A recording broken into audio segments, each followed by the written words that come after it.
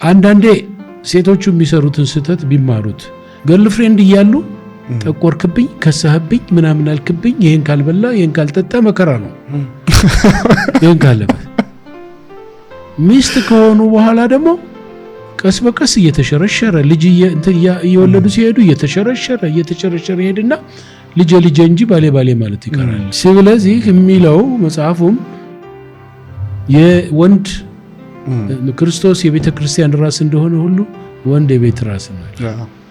ስለዚህ ራስ ነው የሚያዝዘው ከተባለ ይሄንን መጀመሪያ አምኖ መቀበል ነው። ከዚህ ሲያፈነግጡ ነው ነገር ሁሉ የሚበላሸው። እንዳየሁት በትዳር ውስጥ ያለው ነገር የማየው ነገር ሲበላሽ የማየው ከዚህ አፈንግጠው ነው። አንደኛው እኩል ነን የሚለው ነገር ይመጣና እስኪ ይሄንን ስሪልኝ ተነሳንታ ተረገው እዚህ ላይ ነው የማድረግ ያለ ማድረጉ አይደለም።